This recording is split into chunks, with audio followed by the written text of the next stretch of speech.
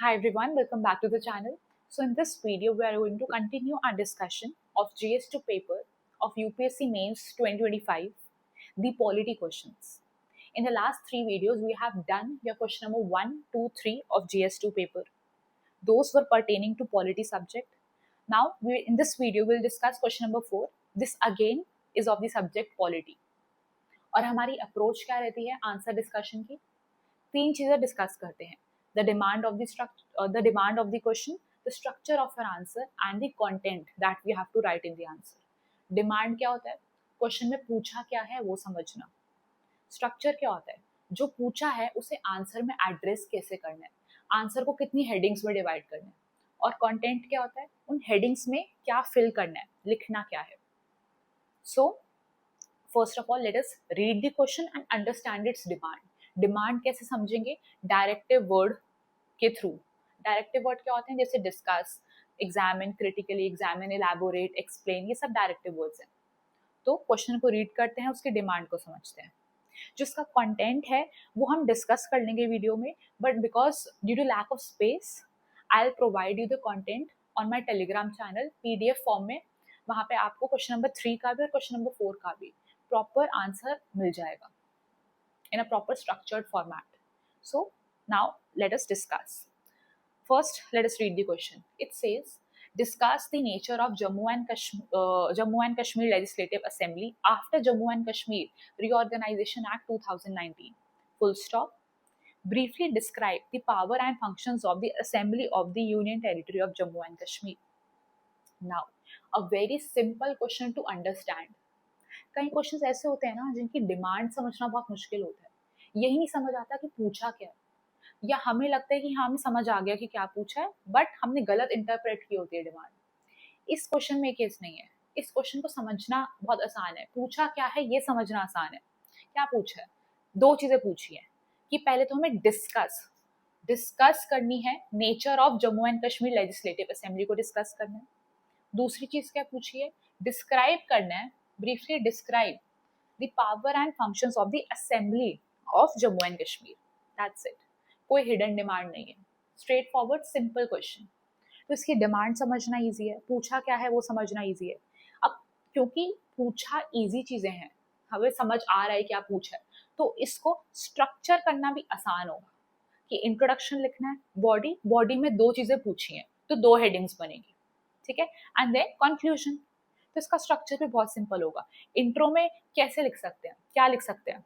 About Jammu and Kashmir reorganisation act 2019 से start कर सकते हैं, क्योंकि क्वेश्चन में पूछा है नेचर बताओ after this act was implemented.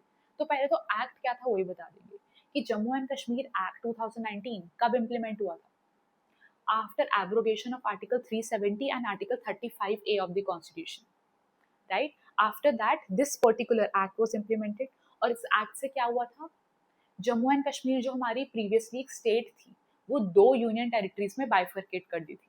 Jammu and Kashmir union territory और Ladakh union territory. Jammu and Kashmir में आपकी स्टेट लेजिस्लेचर बनाई थी विद असेंबली, मतलब वहाँ पे स्टेट लेजिस्लेचर की फॉर्मेशन हुई थी. लद्दाख वॉज विदाउट लेजिस्लेचर, वहाँ लेजिस्लेचर नहीं बनाया, ठीक है. सो ये चीज हम इंट्रोडक्शन में मेंशन कर सकते हैं.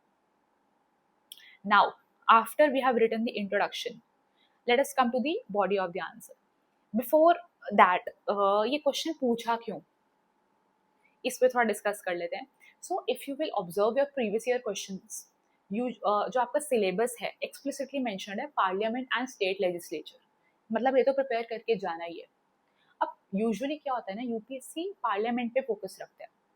वो पार्लियामेंट से ही रिलेटेड क्वेश्चन पूछेगा. पार्लियामेंटरी कमिटीज हो गई, लोकसभा, राज्यसभा या पार्लियामेंट के दूसरे फीचर्स, इन पे ही क्वेश्चन सराउंड करते थे.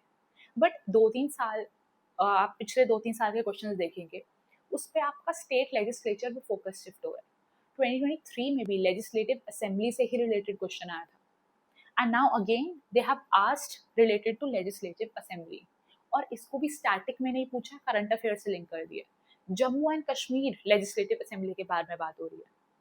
Now why this particular legislative assembly? Because this was in news. October, around September October 2024, first time after 2019, after the change of status of Jammu and Kashmir, legislative assembly constitute हुई थी.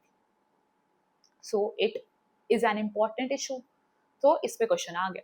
तो that's why this question was asked. तो अब हमने समझ लिया ये question पूछा क्यों, डिमांड समझ लिया, स्ट्रक्चर समझ लिया, इंट्रोडक्शन देख लिया. अब आंसर बॉडी देखते हैं. सो पहला हेडिंग क्या रहेगी, nature of Jammu and Kashmir legislative assembly. Simple heading. अब इन्होंने पूछा after reorganisation act legislative assembly का नेचर क्या है. तो मतलब कुछ पहले भी रहा होगा नेचर. तो जब जम्मू एंड कश्मीर एक स्टेट थी तो भी इसके पास लेजिस्लेटिव असेंबली थी, और तब लेजिस्लेटिव काउंसिल भी था. सो जैसे लोकसभा राज्यसभा होता है, lower house upper house, state legislature में भी कुछ स्टेट्स सिर्फ लोअर हाउस रखती हैं लेजिस्लेटिव असेंबली, और कुछ states choose to keep an upper house as well, Vidhansabha, legislative council. So जब जम्मू एंड कश्मीर स्टेट थी तो वहाँ पे लेजिस्लेटिव काउंसिल और लेजिस्लेटिव असेंबली दोनों थी. But now after 2019 legislative council was abolished. तो जैसे नेचर में आप ऐसे ही पॉइंट्स मेंशन करेंगे. पहला पॉइंट क्या होगा कि after 2019 act legislative council was abolished, अब सिर्फ हमारे पास लेजिस्लेटिव असेंबली है. और क्या लिख सकते हैं, कॉम्पोजिशन ऑफ लेजिस्लेटिव असेंबली लिख सकते हैं, कितने मेंबर्स इलेक्ट होते हैं, कितने मेंबर्स नॉमिनेट होते हैं. अब ये चीज़ आपको पता होनी चाहिए, right, only then you can right.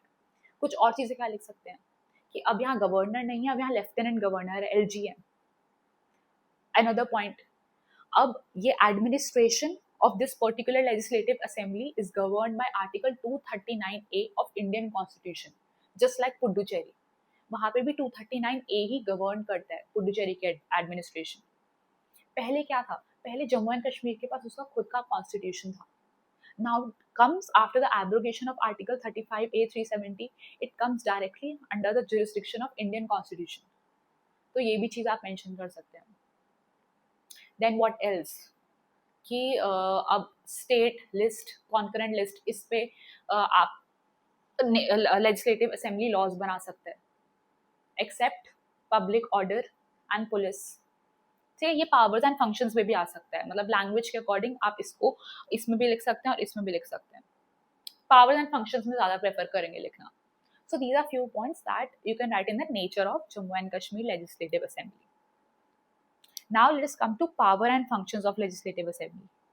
अब पावर ना, आप जब भी पार्लियामेंट्री पावर्स भी लिखेंगे या स्टेट लेजिस्लेचर की पावर्स लिखेंगे, आज जो अपने नोट्स भी बनाएंगे ना, इस फॉर्म में ही बनाना. कुछ टाइप्स ऑफ पावर्स होती हैं, जैसे लेजिस्लेटिव पावर होती है, फाइनेंशियल पावर होती है, एग्जीक्यूटिव पावर होती है, पॉलिटिकल पावर होती है. तो जब आपके दिमाग में ये स्ट्रक्चर होगा ना कि मुझे इन पावर्स के अंदर ही फिल करना है कंटेंट, चाहे कुछ भी आ जाए, तो it will be easier for you. तो सबसे पहला लेजिस्लेटिव पावर क्या होगी, जैसे कि हमने डिस्कस किया, now the legislative assembly is equipped to make laws on the subject of state list and concurrent list. State list में कुछ एक्सेप्शन है, पब्लिक ऑर्डर एंड पुलिस पे लॉज नहीं बना सकता, राइट, वो हमारे पास सेंटर के पास ही होती है वो power. In case of Jammu and Kashmir, जैसे दिल्ली के केस में क्या है, public order, police and land, in 3 subjects पे the Delhi Legislative Assembly cannot make laws. The power resides with center. Similarly, J&K के केस में पब्लिक ऑर्डर और पुलिस पे लॉज नहीं बना सकते, बाकी सब पे स्टेट लिस्ट में जो सब्जेक्ट्स उस पे लॉज बन सकते हैं. तो लेजिस्लेटिव पावर हो गई. देन फाइनेंशियल पावर क्या होगी, फाइनेंशियल पावर में आपका आ जाएगा कि without the recommendation of LG कोई भी फाइनेंशियल बिल प्रेजेंट नहीं हो सकता असेंबली में.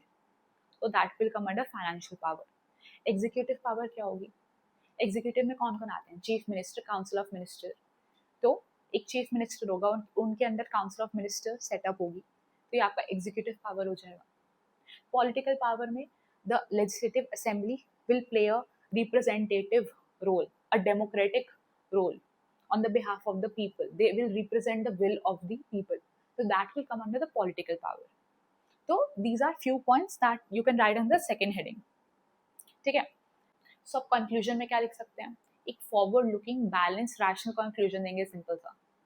सी, जम्मू एंड कश्मीर का जो स्टेटस है वो स्टेट से यूनियन टेरिटरीज पे आ गया है, तो थोड़ी पावर लिमिट हुई है, right.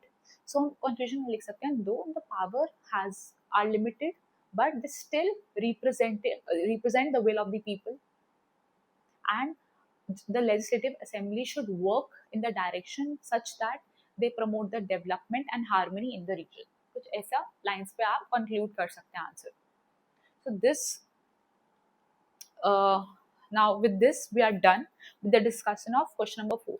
It's an easy question in the way कि आपको पता हो कंटेंट, क्योंकि डिमांड और स्ट्रक्चर को समझना बहुत ईजी है, बस कंटेंट आना चाहिए। तो उसमें अगर आप थोड़ा अपना बेसिक्स पे जाएंगे और उसको करंट अफेयर से लिंक करेंगे, you can right an good answer in this. So now in the next video we will discuss the question number 5 of polity. So see you then. Thank you so much.